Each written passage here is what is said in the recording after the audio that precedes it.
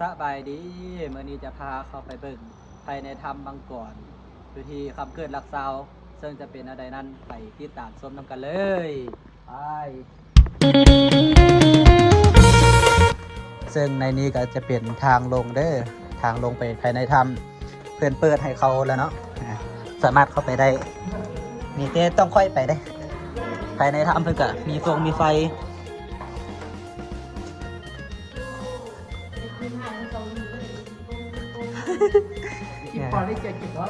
เพิ่นก็มีทำมีไฟเนาะครับไปเบิ่งข้างในเลยให้ไปก่อนเป็นถ้ำที่ใหญ่เนาะถ้ำที่ใหญ่เข้าไปได้เพิ่นจะวางห้องถ้ำมังกรช่วงนั้นมันมีขี้ดินขึ้นไหลก็เลยว่าต่ำตะกี้มีทางลุ่มทุกมื้อนี้ก็บ่ปานใดเนาะก็ต้องได้ขึ้นเทิงนี่ต้องไปก็ต้องได้ก้มไปนั่นนี่ล่ะไปในถ้ำจุดงามๆเป็นอยู่ทางในพุ่นเด้ออันนี้ก็เป็นโพรงหนึ่งเดี๋ยวไปเบิ่งไปส้มน้ำกันเลยอันนี้ก็เป็นโพรงขึ้นไป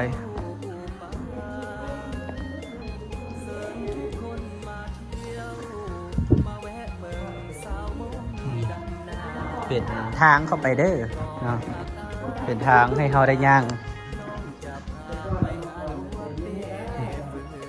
เป็นทำที่ใหญ่ๆสามารถขี่เรือไปได้ค่ะแต่เขาบอกว่าได้เฮ็ดเรือให้ขี่ไปเนาะช่วงน้ำไหลสามารถขี่เรือเข้าไปได้เลยนี่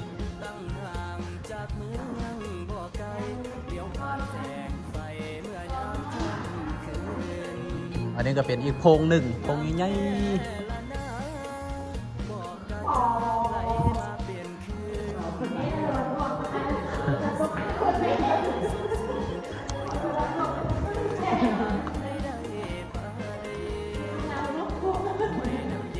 หนักเป็นโพงอีกโพงหนึ่งเนาะบัดนี้ทางเทิงก็เป็นผาย้อยลงมา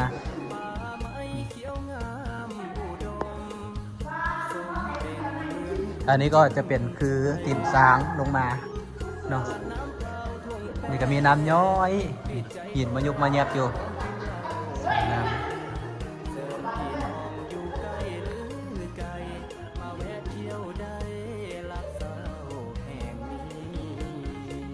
อันนี้ก็สิเป็นอีกเขาต้องได้รอดไปเนาะเพราะว่าดินทรายดีมันสุดลงมาพี่นี่ไป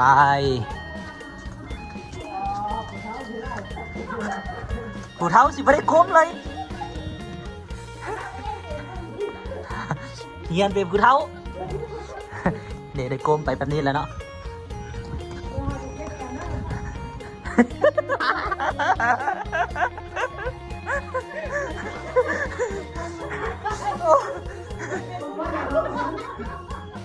ขนาดเตี้ยได้นี่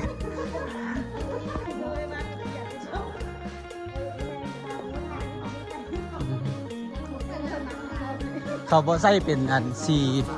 เป็นสีเนาะเดี๋ยวเขาไปเลิกเทิร์นไปอันนี้จะเป็นห้องโถงใหญ่เลย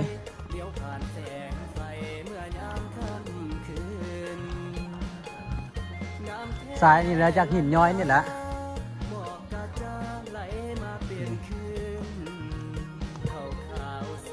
วัดภูสีไกลนำเที่ยวผ่านนั้น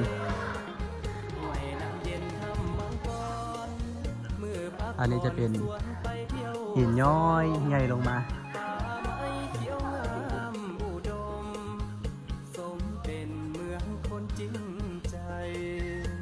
เดี๋ยวสิพาไปลงพูนเนาะ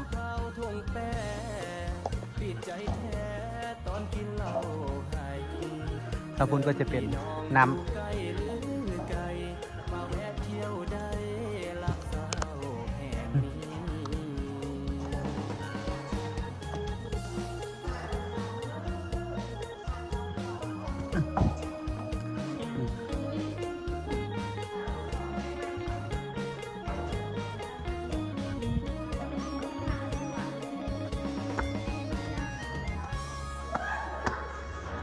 ตอนนั้นว่านบ่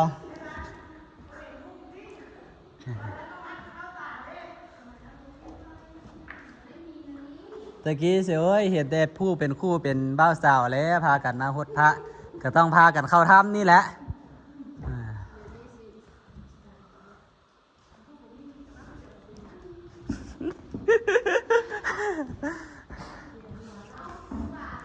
ฮะแม่นลงหันก็ได้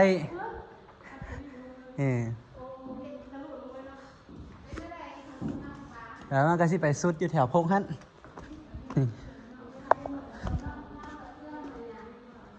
อันนี้มันจะบ่ย้อยลงมาคือตะกี้แล้วเนาะตะกี้นี่โอ้ยงามตอนนี้ก็งามแบบธรรมชาติของมัน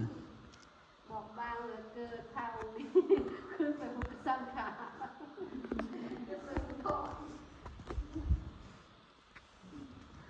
นี่ก็จะมาสุดอยู่พงนี้เนาะสุดอยู่พงนี้ก็สิเป็นอกโลกหรือว่าเฮาสิแม่นเฮาสิลงไปบ่นั้นก็ได้บ่ที่เฮาเห็นตอนคืนว่ามีทางลงหั่นนะบางคนก็อ้อมไปบางคนก็กลับขึ้นฮะเด้มานี่แหละนี่เข้ามาพี่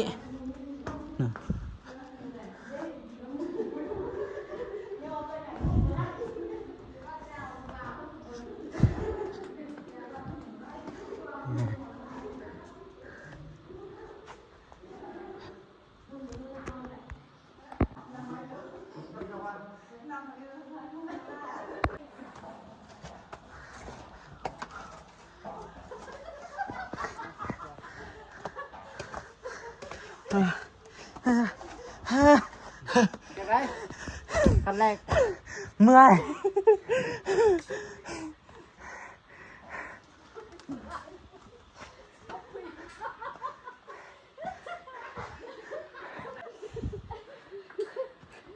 ค่อยๆขึ้นเด้อ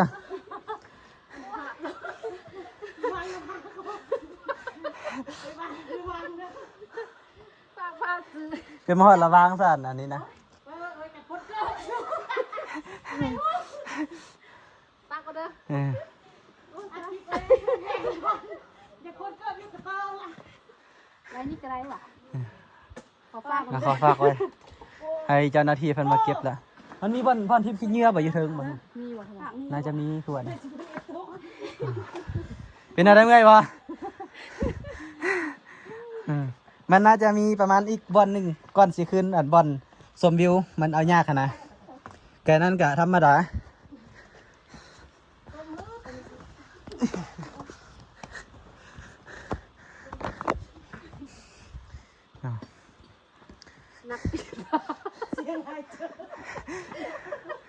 จะได้สู้วะ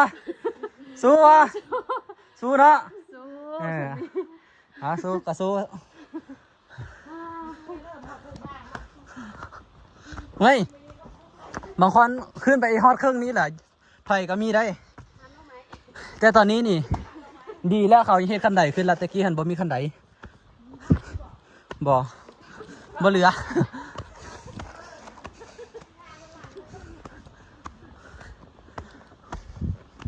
อันนี้ก็เป็นคันใดขึ้น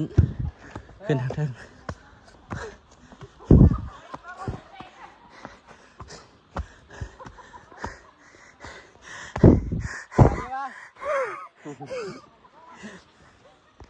โอ้ยเอาผู้เฒ่ามาทรมานอีกแล้ว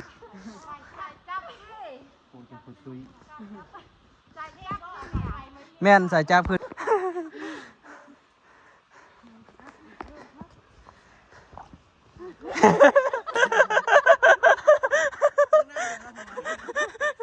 นี่เขาก็มาได้หน่อยหนึ่งแล้วเนาะอันนี้ก็เป็นทางนี่วิวพอยต์แม่นป่ะทั้งขึ้นไปแม่น160 เมตรนี่เทิงนี้เนาะนี่อันนี้ทางออกไปนี่ก็ได้นี่ตะกี้หันเขาจะไปเฮ็ดทางอันนี้ตอนนี้แม่นเขาเฮ็ดดีละไปมาได้สะดวกตอนนี้ลงไปเนี่ยตอนนี้กำลังขึ้นภู160 เมตรจิ๊บสู้อ่ะสู้บ้างหลังสู้เนาะสู้ไป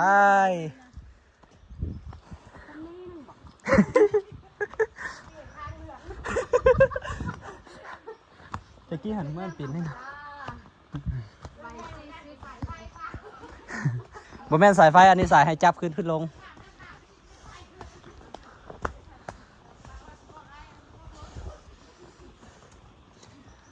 นี่ขึ้นมาถึงสิอากาศเย็นนี่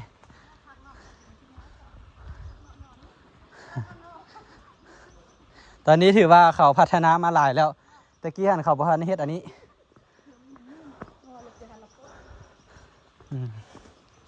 ตอนนี้ทางนี่ไปสะดวก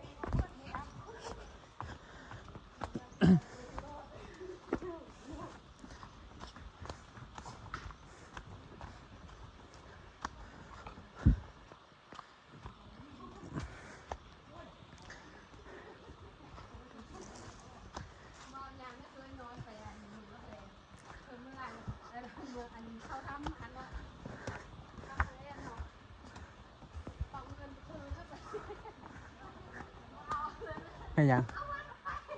ก็ฮอกว่ะยังเห็นปะไปแล้วดิก็ฮอกดิลงพูดก็ฮอก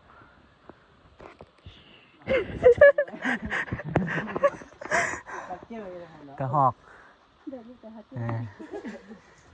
ดิยังไปอยู่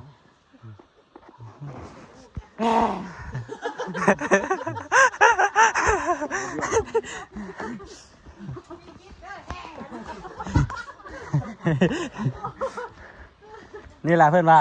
โอ้ยบ่ไปก็ได้ดอกบ่ไปก็เห็นอยู่ฮู้ปะนะแต่มันสิบ่ได้ไปคือเฮานี่แหละมันบ่ได้สัมผัสการไปนี่มันได้หลายอย่าง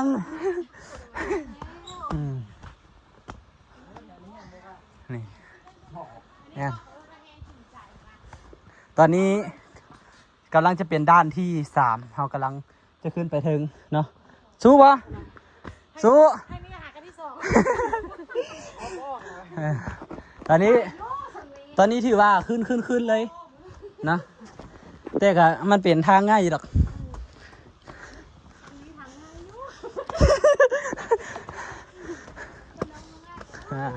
มันมีอันจับขึ้นนี่ตอนนี้ก็ถือว่ามาง่ายก็ตะกี้นี่ขึ้นนำเครือเข่าได้ตะกี้นะปีนเครือเข่าขึ้นตอนนี้หนีใครได้ละ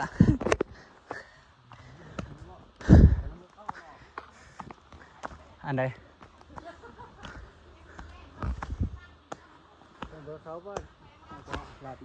เขาก็เลยเขาว่าซื้อกลับซื้อเลยเป็นเพื่อเขาเนาะ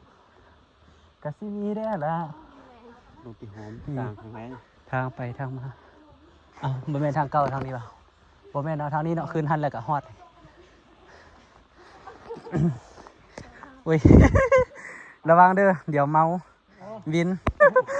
เมื่อยบ่โอ้ยทางพี่ยัง เมื่อกี้เว้าภาษาตัวเองออกกันแล้ว มีอะไรเมียงปลาเมียง เมื่อยปลาหรือเมื่อยหิงหายพะนี่บ่เนาะ เมื่อยได้เนอะ อย่าใจให้เจอเห็งนั่นเป็นว่าเฮาเมื่อยฮะเดี๋ยวขึ้นก่อน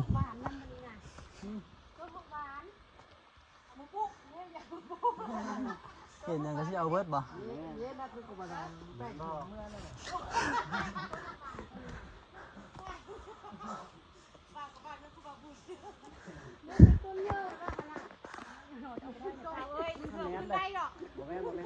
อันนี้สิแม่ก็ได้เนี่ย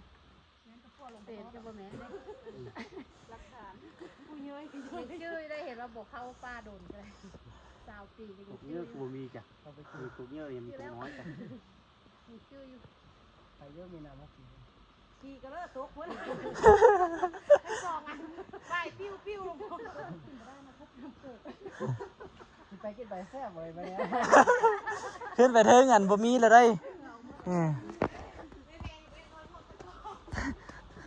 ปลดเกิบก็ได้คำที่เขาได้อยากปลดมันบ่มีให้หินนำเนอกปานใดมันจะเป็นหินข้างในเทิงมี7เด้อเฝ้าขึ้นเดี๋ยวเขาปิดได้เฝ้าขึ้นมาได้เดี๋ยวเขาปิดได้ เดี๋ยวเขาปิดได้ขึ้นไป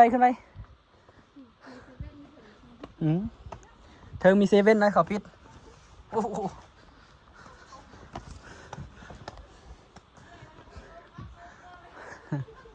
ตอนนี้ก็กำลังจะขึ้นนี่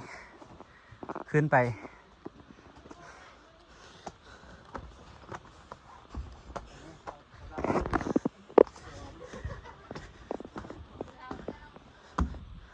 ทางขึ้นนี่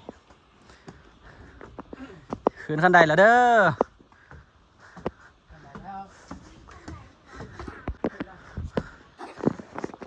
มาได้เดียวเขาปิดอเมซอนเลยคือชมวิว มาเมื่อย นี่ทางเทิงนี่ก็จะแม่นแล้วเนาะบอลชมวิวอยู่เทิงฮะ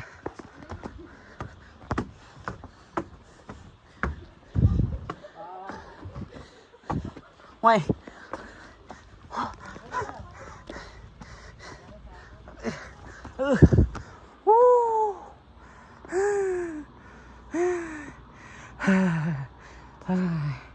ขึ้นไปอีกไป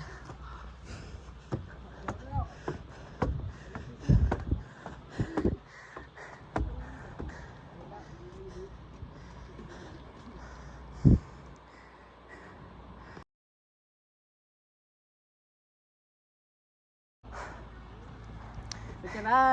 เมื่อยปะ เมื่อย อ๋อ โอ้ สายของเรา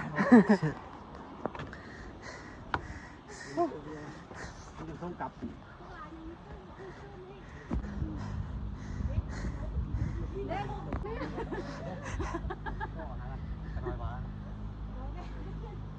เอาฮอตแล้วแน่ พอแล้วก็ โอ้ยบ่มีซึมด้วย ขึ้นมาคือได้ก็นั่น ไป นะ ไปจะขึ้นตึ้ม ยอมรับนับถือเลยไม่ออกแพงนะยกโป้ให้เลยคันขึ้นมาฮอดทีแล้วนะ ยังบ่ฮอด ฟันน้ำเหลือค่า ยังบ่ฮอดทำหมดแหละ ต้องมีเลยจะ เอ้ยไปจะขึ้นตึ้ม แก้น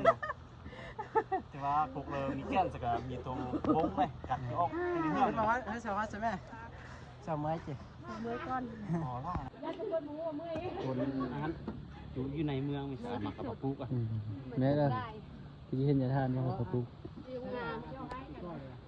ฮักป้ายใช่ไหม ไม่จ่าพักงาอะไรปุ๊กแร่ ยัดเสื้อได้เพื่อนมือก ำลังให้อันนี้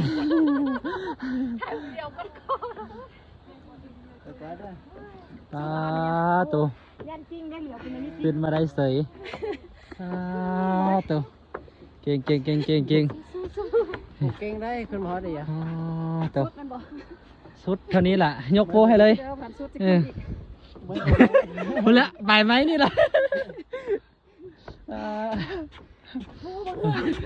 ไม่ผมไม่ลาไปท่า วิธี เออ มันละมือนะ ค่อยจะเริ่มน้ำค่อยไปทิ่มกันเลยอ่ะฮะนะ ปากตาอยู่ตัวแทนบอสอยู่ บ่ ตัวที่วางอ่ะ อันนี้แหละนะของไอ้บ้าน